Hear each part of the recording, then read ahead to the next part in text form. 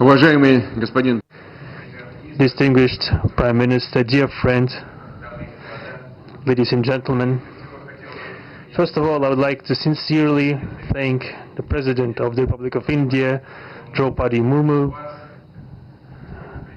you personally, distinguished Prime Minister, and all our Indian colleagues for the warm and hospitable welcome accorded to the Russian delegation.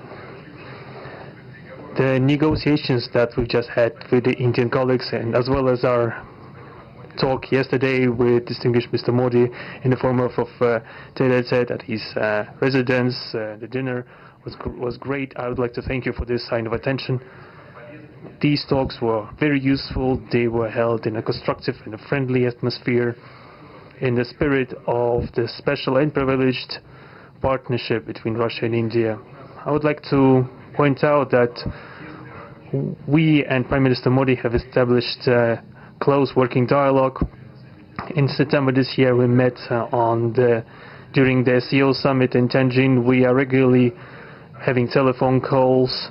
We are personally overseeing some aspects of the development of Russian-Indian cooperation, all the strategic avenues, and also we are monitoring the course of the implementation of key bilateral projects. And today, with the participation of our delegations, we have meticulously and substantively reviewed the whole range of relevant questions of the Russian-Indian multifaceted interaction. We exchanged our opinions on the relevant global and regional subjects. In the joint statement that we've adopted with Mr. Modi, we've delineated the priority objectives on the further reinforcements of our ties in the politics and security, economy, trade, and humanitarian and cultural spheres. As you saw for yourself, we have signed an impressive package of intergovernmental, interagency, and corporate agreements. Many of those agreements are intended to broaden the economic cooperation between Russia and India. And this is entirely natural, due to the fact that our countries are important partners of one another in trade, investment, and technologies. Last year, our bilateral trade turnover has grown by 12%, setting another record.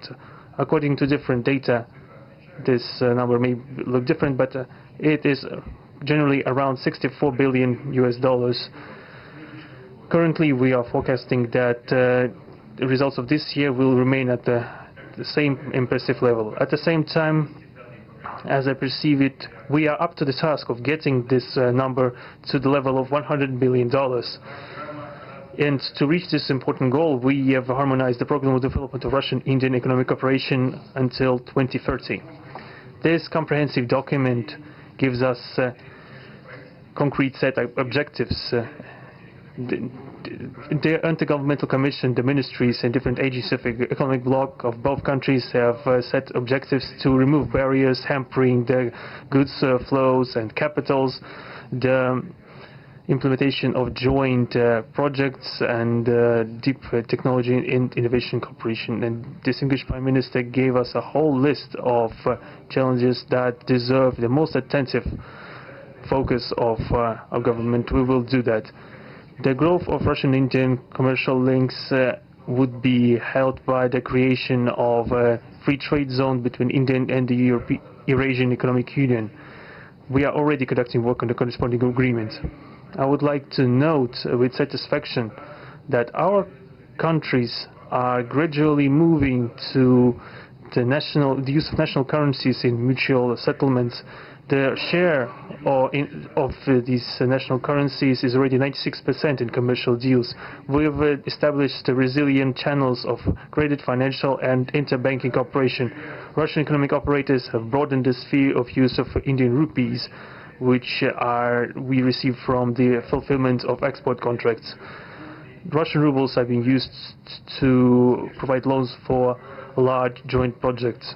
We are also seeing successful partnership in energy. Russia is a reliable supplier of oil, gas, coal, and everything that is required for the development of India's energy.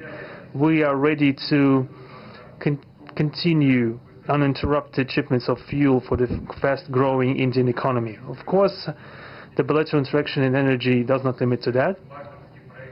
We are also conducting a flagship project to build the largest Indian nuclear power plant, Kudankulam. 2 out of 6 reactor units have been already connected to the energy network, and 4 are still under construction.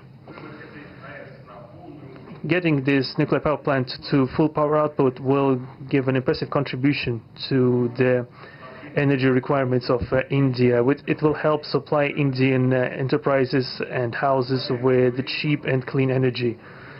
We presume that we could talk about the construction of small modular reactors and floating nuclear power plants, and also non-energy application of nuclear technologies, for example in medicine or agriculture.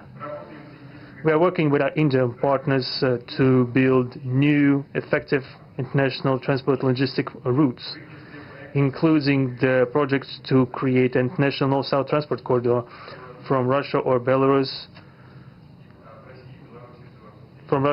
and Belarus to the Indian Ocean coast. There are large opportunities for bilateral trade due to the broadening of the trans-Arctic transport corridor infrastructure, including its main artery, the Northern Sea Route. There are many other sectors of the economy where Russia and India have garnered positive experience. We are conducting joint initiatives in industry, machine manufacturing, digital technologies, space exploration, and other science-intensive avenues. For example, in accordance with the commercial agreement signed during the visit, there will be a large Russian-Indian pharmaceutical factory built in the Kaluga region in Russia.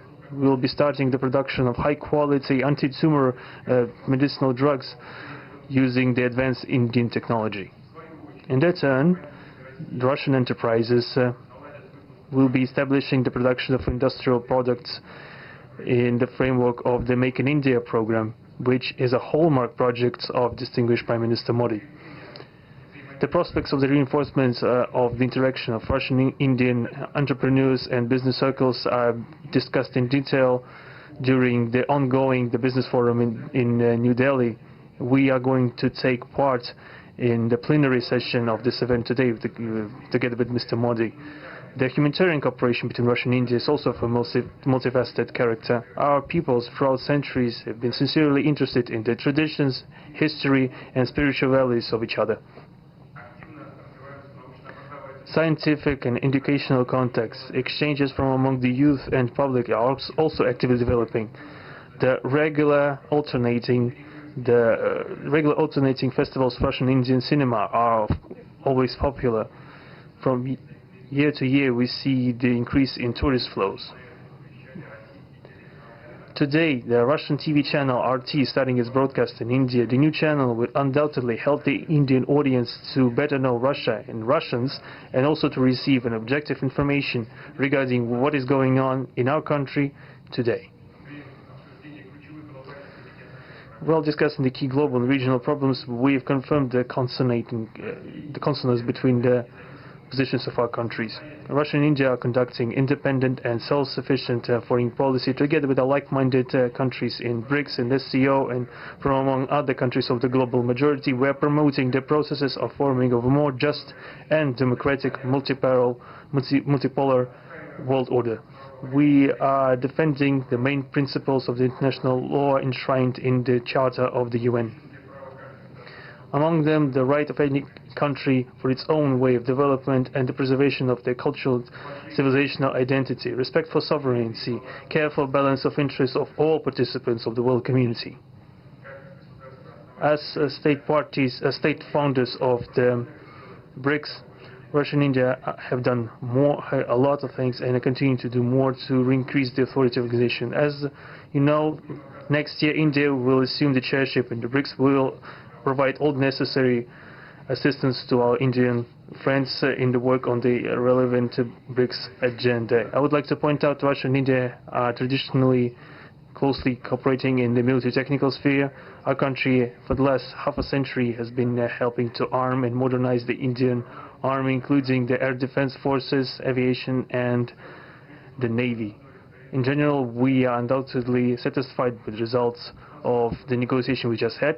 We're also, ahead of us, we have the meeting with the President of India, Madam Murmu, but even now I can express my confidence that the current visit and the agreements reached will help the further deepening of the Russian-Indian strategic partnership for the benefit of our countries and the peoples of India and Russia. Thank you for your attention. Thank you, sir. That concludes the press statements.